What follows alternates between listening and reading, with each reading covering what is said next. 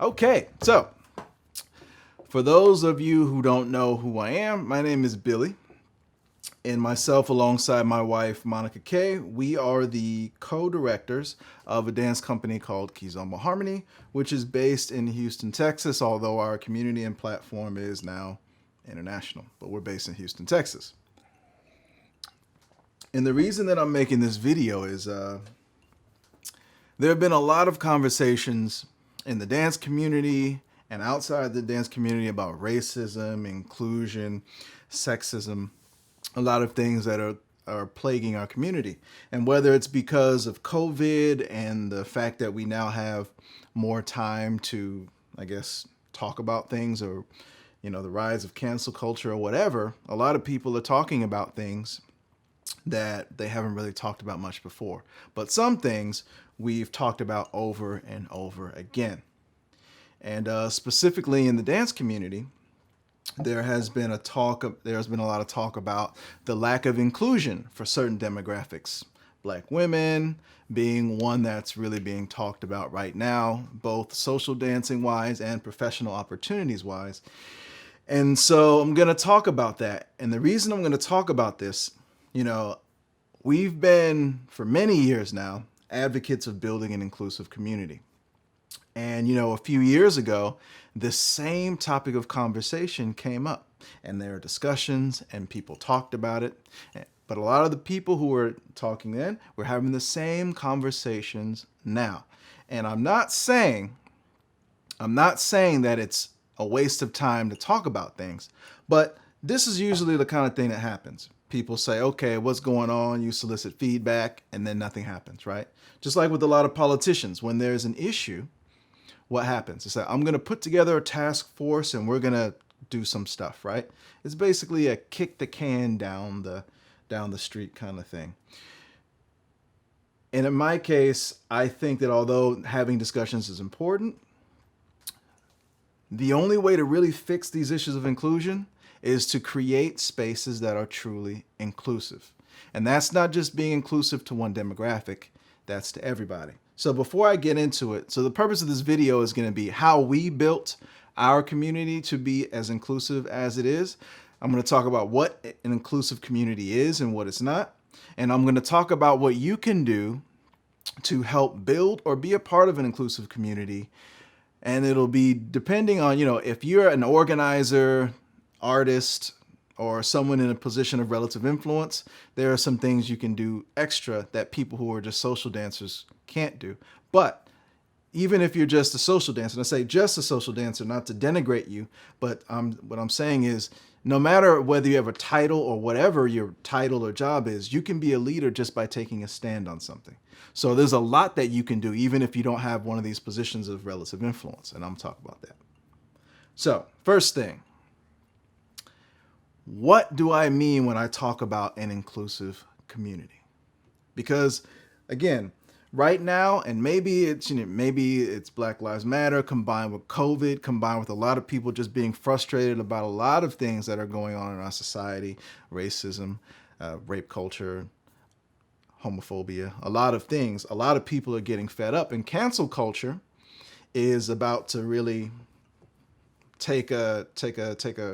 it's going through the roof, right? A lot of people are being canceled right now and being held accountable. Because of that, a lot of people who are in positions of influence, organizers and whatnot, are going to start using the word inclusion and inclusive a lot, because it's kind of like it's a trigger word, a term of art, right? People are going to start using these words to make themselves seem more inclusive because they don't want to be canceled, right? And a lot of this, I'd be lying if I said that for some people out here speaking about all of these social justice issues, I'd be lying if I said that opportunism wasn't a motivating factor in some of the people doing this, right? Because I have to be honest. But because of this fear of cancel culture, a lot of people are going to be start using these terms. So I'm going to tell you what I mean so that you can understand what I'm saying in the rest of the video. Okay. An inclusive community is a community where everybody feels welcome. And when I say everybody, I'm going to add the caveat, everybody except for toxic people. And that's because, at least the way we do it, we don't want to be inclusive to toxic people. In fact, You can't really have an inclusive community where you have a critical mass of toxic people or where you have toxic people in positions of influence. You can't. And I talk a lot about toxicity, and a lot of people are probably wondering, what am I talking about? Why is he always saying toxicity? Basically, toxicity is harmful energy or behavior. Example, people who are really disrespectful, right? Look online and you'll see a lot of people who are really disrespectful. They can't have debates or disagreements with people without making it personal. They're always talking trash about people. People like this. This is toxic. And I'm going to talk a lot about enablement culture and things like this because these are things that are barriers to really building an inclusive community. So you've got people who are disrespectful, people who harm others, right? Obviously, people who physically harm others, but also predators, sexual predators, people who sexually harass and assault people. This is also toxic. People who are dishonorable, disreputable, people who do shady things, who try to hurt each other, stab each other in the back, and then just people who are just unpleasant. And you all know people in your spheres of influence who are like this. They walk into a room and just suck the energy out of a room. And I'm not just talking about people who are critical, because again, I will say, as someone who's critical, if you are someone who I've criticized, you may think I'm toxic, right? But I'm toxic in the way that antibiotics and soap are toxic. If you're dirty or diseased, then yes, I'm going to be toxic to you. And anyone who is actually a good person and wants to build an inclusive community, you need to become toxic to toxic people as well. And we'll talk more about that in a second, because that's really the only way to make this thing work. So basically, toxic people are people who are harmful, okay? And that's what I mean. So for us, anyone who isn't toxic, we want to make them feel welcome. So what does that mean? That means that no matter what your race, gender, orientation, preferences, religion, anyone and everyone who isn't toxic should feel comfortable coming into your spaces, into your communities. Everybody should be able to get dances, right? If a certain demographic isn't getting any dances all night, that's not an inclusive environment, right? It's not. If people who have a certain orientation, right? If your space isn't friendly to LGBT folks, right? And that's something that's not often talked about a lot in dance, but there's a whole group of people and they dance too, right? If they're not comfortable coming to your spaces and dancing and intermingling with people. And that's something a lot of people don't talk about, because there is a lot of homophobia in some of these dance spaces, right? And that's something that's not talked about, but it's important. Rape culture. Any community that enables entrenched rape culture is not inclusive, right? Because again, you have people who've been victimized, harassed, raped, assaulted, right? When people look the other way or blame victims or are not friendly or empathetic to people who've been survivors of sexual assault, that's not inclusive, because now victims and survivors of sexual assault are not included, right? They don't feel welcome. They're afraid. They don't trust these communities and spaces because rape culture is on the rise and people don't feel protected or safe. This is not inclusive, okay? So when I talk about inclusive communities, this is what I mean. Having a little sip of whiskey. Okay. So, the first thing I'm going to talk about is what you can do to build or be a part of these communities. And the first thing is, it doesn't matter whether you're a social dancer, teacher, organizer. You have to ask yourself, do you really want to be a part of an inclusive community? And, and I'm going to talk a little bit about this because this is really important. Do you really want to be a part of an inclusive community? Because there are a lot of people out there that don't, right? They just want to be in a position of influence, right? And a lot of people out here who are fighting for these social justice issues, conveniently enough, often, if you're fighting to get opportunities for a certain demographic, you happen to be in that demographic, right? There's a little bit of self-promotion there, isn't there, right? There is. So do you really want to be a part of an inclusive community, or do you want to be a part of a community where you, your friends, people who look like you, or people who are in your group are in the positions of influence. If that's what you want, then what you want isn't an inclusive community, is a clique.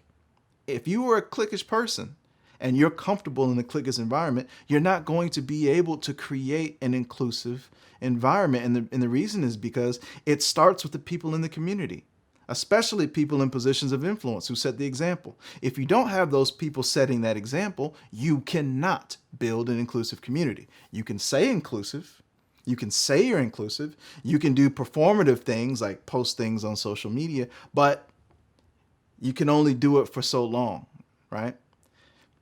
And so the first point is you can't build or be a part of an inclusive community if you don't authentically desire to be a part of an inclusive community. And what that means is you have to be in yourself an inclusive person. So if you're not a welcoming, friendly person yourself, how can you build an inclusive environment?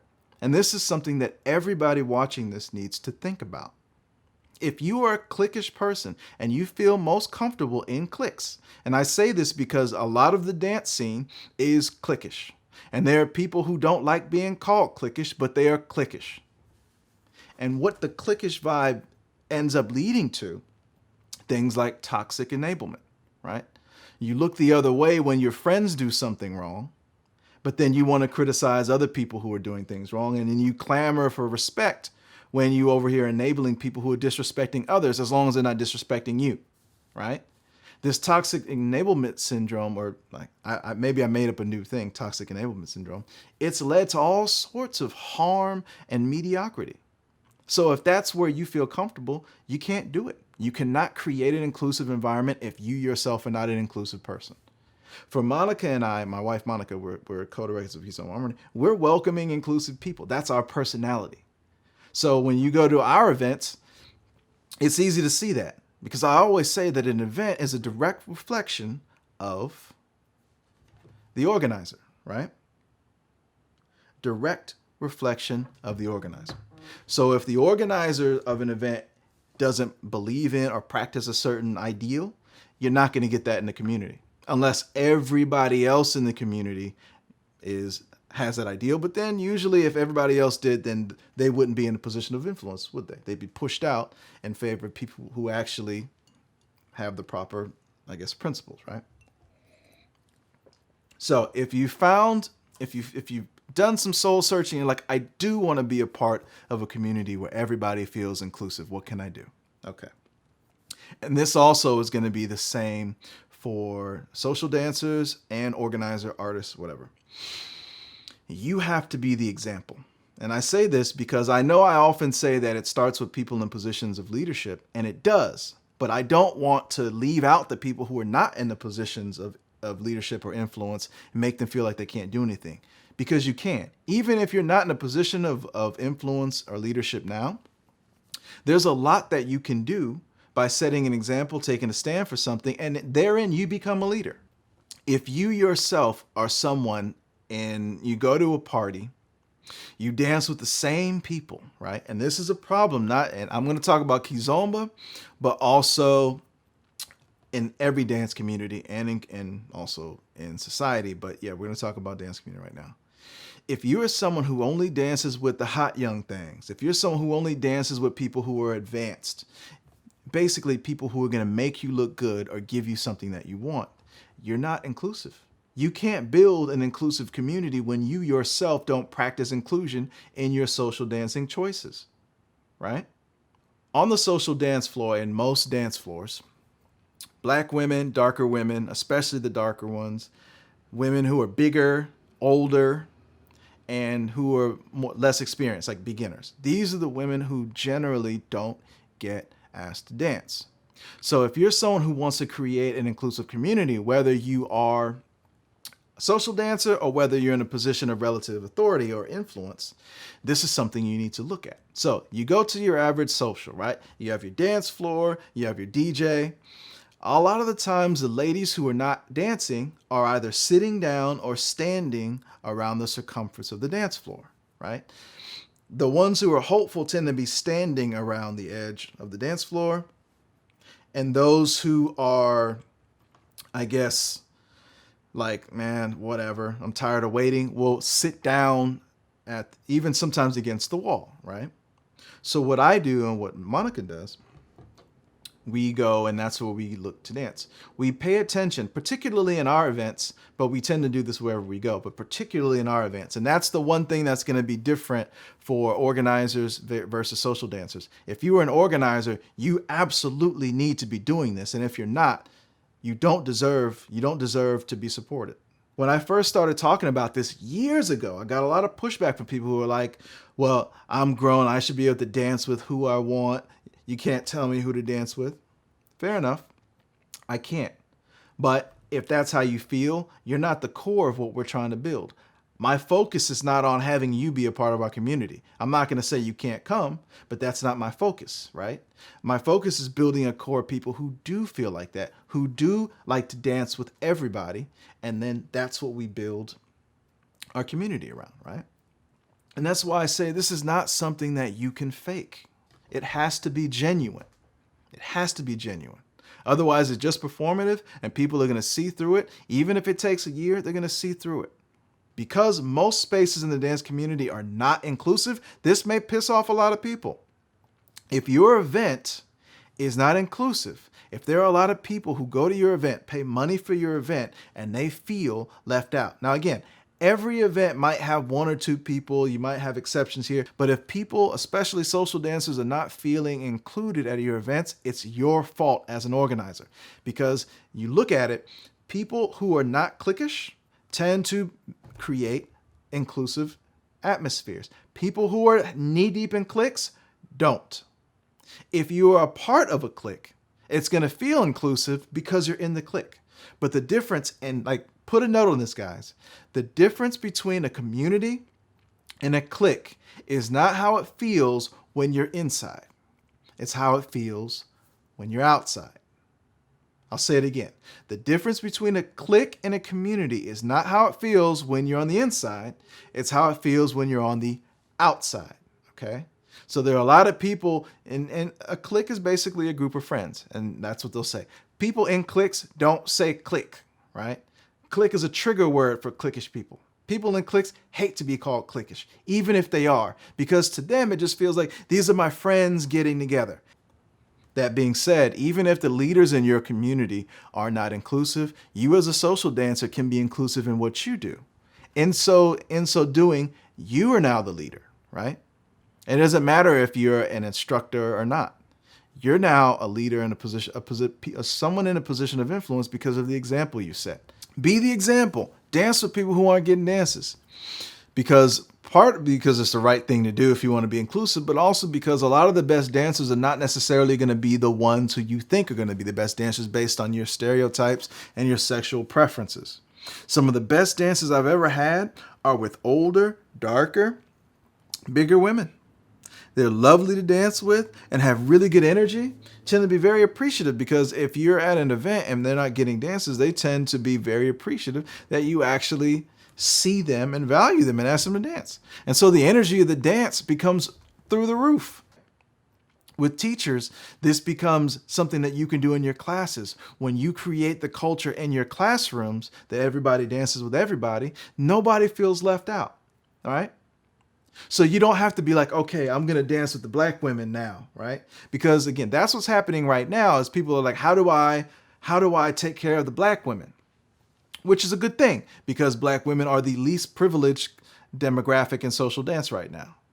But that's not going to fix things long term because you take and you're like, okay, I'm going to just dance with black women right now. Okay, well, what about the other women? Now they're feeling left out and now they're upset. So, okay, now I'm like, okay, I got to take care of this other demographic now. Now these other demographics are upset, right?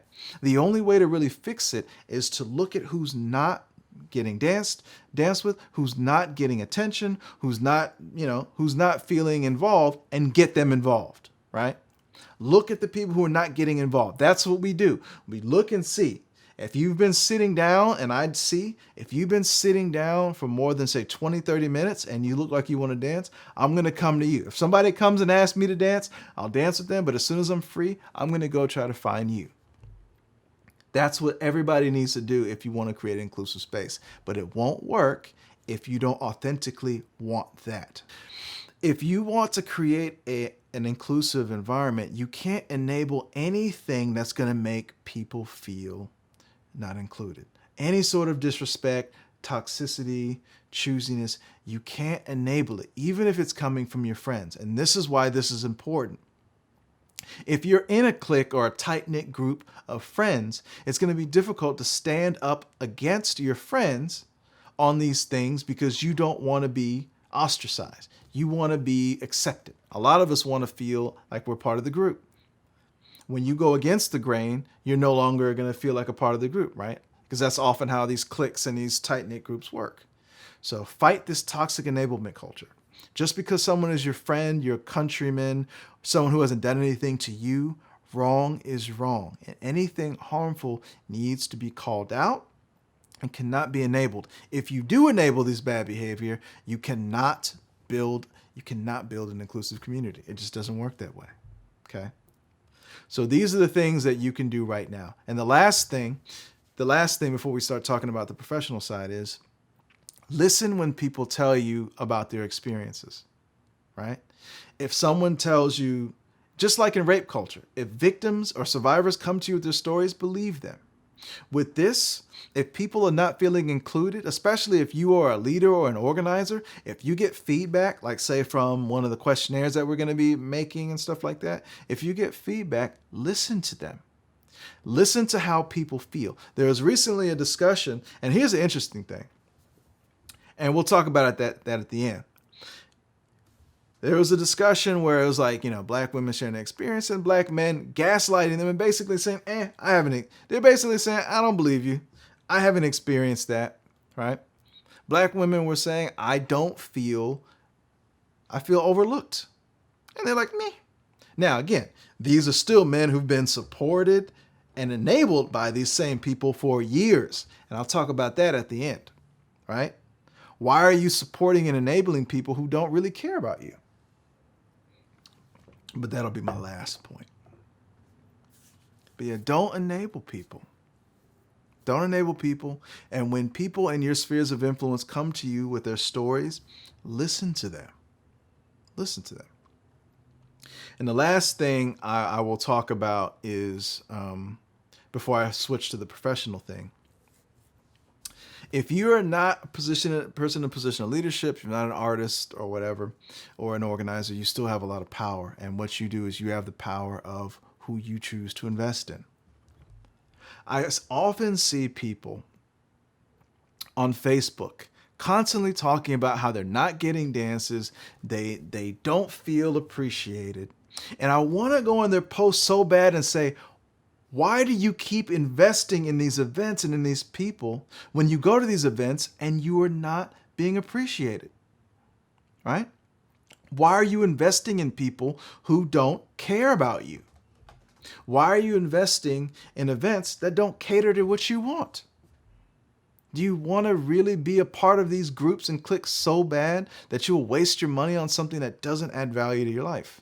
But it's not my place to go on somebody's wall and trigger them like that, right? So I don't say anything. If you know what you want in the dance community, if you know you want to be a part of a healthy, unified, inclusive, or whatever it is that you want, community, why are you investing in people who, because again, these conversations, and I'm talking about organizers now, all the organizers were around 3-4 years ago when the same conversation was had. So if these spaces have not become inclusive now, it's because the organizers have not been focused or prioritized on that. If you want to be a part of an inclusive community, you have to invest in people who are actually building the community and stop investing in people who don't. Because basically what you're doing, if you want to be a part of an inclusive community and you're spending all your money going to cliquish events, you're putting a square peg and you're trying to ram it into a circular hole and it doesn't work. If you like the cliquish vibe because you are a part of the group, then by all means, go where you feel comfortable. But if you want to be a part of an inclusive environment, then you're better off investing in people who've built that sort of environment. Not just us. You might say, oh, you're just saying that because you have one of the few inclusive environments. We do, but that's not the point. What we've done, anybody else can do if you authentically desire to do so and you're willing to put in the work. As a consumer, you got to vote with your dollars. Put your money and your time and your resources towards folks who are building what you want to be a part of. Otherwise, you're a part of the problem too. I guarantee you, a lot of people right now are going to start saying inclusion and whatever, and the reason they're doing it is because they want to avoid being canceled, period. Last thing is professional stuff. And I'll talk about Kizomba specifically because as an organizer, that's what I do. There have been a lot of people who, and this is specifically, black women have been kind of, women and black women who feel, and this is also in the dance scene in general as well for women, but in Kizomba, and I've seen this in Afro Latin dance too. Women and black women who feel like they're being overlooked for jobs. Their work is not valued as much. In Kizomba, it's been black women who've been speaking out the most against this. And overall, I will say I agree that, I think women overall in the dance scene aren't as appreciated as much in our sphere of influence because, Monica has been someone who's been an advocate for women empowerment from the beginning. And obviously, I don't think we'd be a good partnership if I didn't agree with that. So for us, we've made it a point to hire women, solo women, black women. I mean, you look at our personal events and who we hire, and you'll see the Rainbow Coalition. I think we pretty much have everything except Native Americans. I don't know a lot of Native American Kizomberos, but hopefully I'll meet some. Maybe we can get some popping. Yeah. But other than that, we've got pretty much everything. We have a very diverse community and a very diverse artist lineup in who we work with. So when I say we have an inclusive environment, we do, right? We make sure that we hire a diverse group. That being said, if you are someone who feels like you are not being hired and overlooked because of your race, your gender, or whatever else, you need to ask yourself, is that really what's going on? I'll use as an example. DJs. DJ is something that is specifically, it's way skewed towards males. And in Kizomba, there are very few female DJs. Let's say I want to hire a black female DJ in the United States. I only know of one. And the only one that I know of is the one who disrespected my mother, who is one of the most toxic people I've ever met in this community. Okay? So I'm not going to hire somebody who would disrespect my mother. Okay? Not only will I not hire someone like this, I will also not invest in anyone who does hire her. Now, is that because I'm anti-black woman? Obviously not. I love black women, but I will not enable toxicity. And here's the problem. A lot of the people who are now, this is one of the people who are all now clamoring, you need to hire, everyone arguing for respect and representation. But they've been disrespectful to other people, including us, for an example, right? If you are a professional and you want to be hired, you need to first check yourself and say, is the problem my race? Is the problem my gender? Is the problem my body type? Or is there something else going on? You don't get a pass on being toxic because of your race, because of your gender, because of any other reason. Toxic is toxic, wrong is wrong. And if you as a professional are engaging in toxic behavior or enabling toxic people, you can't play victim. You're responsible.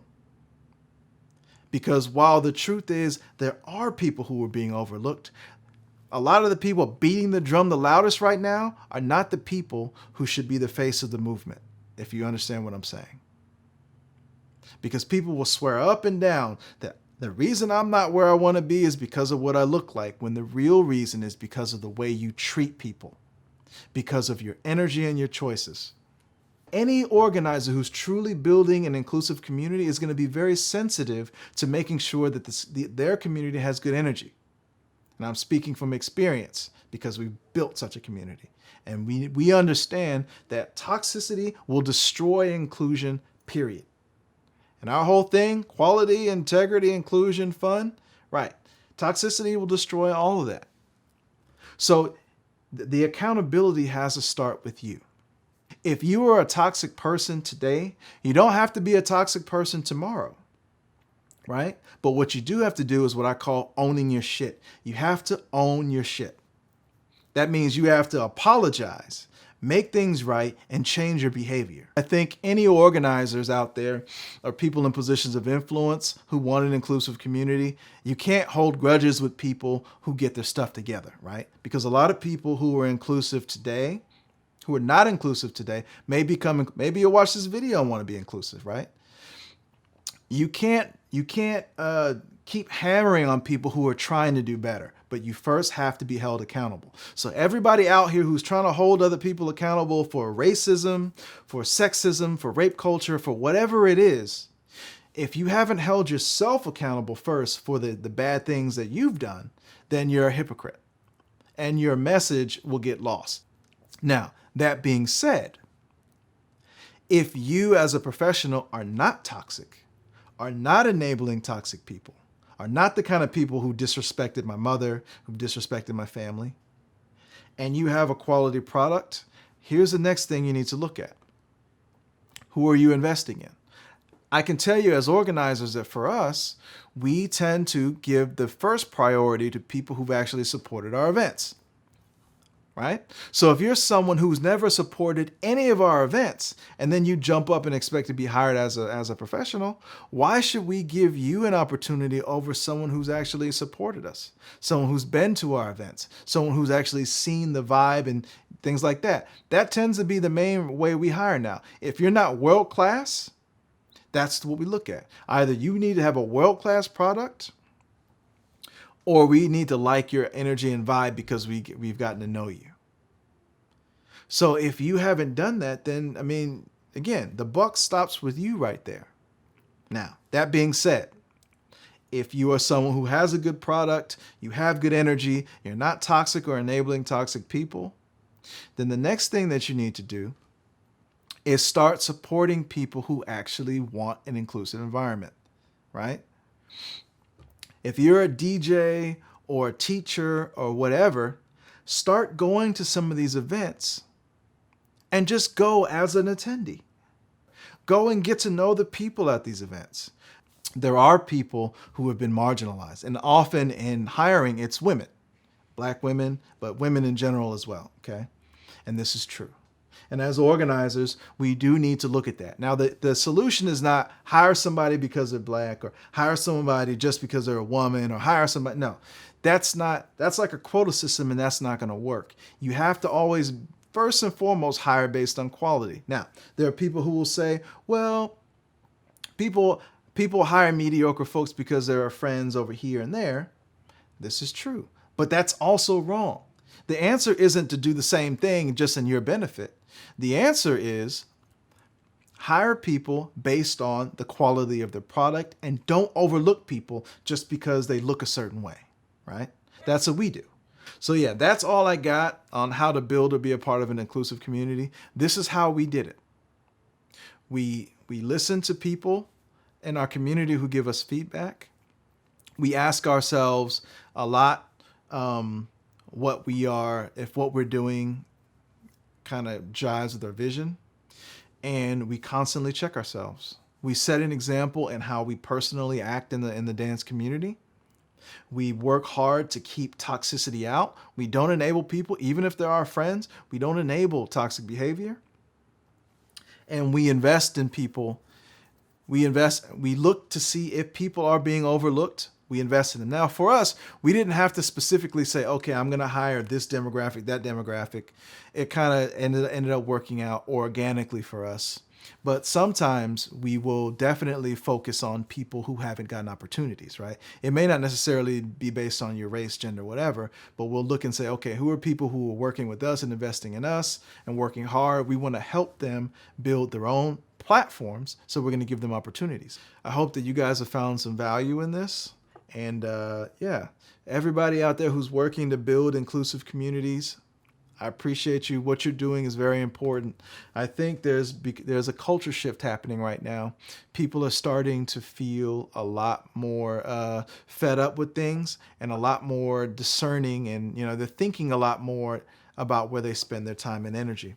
So it's good news for people who are focused on adding value to their communities. Not so bad for toxic people and selfish, opportunistic people, but that's not really my concern. I think when we come back from COVID, I think the dance community is going to be in a uniquely awesome position.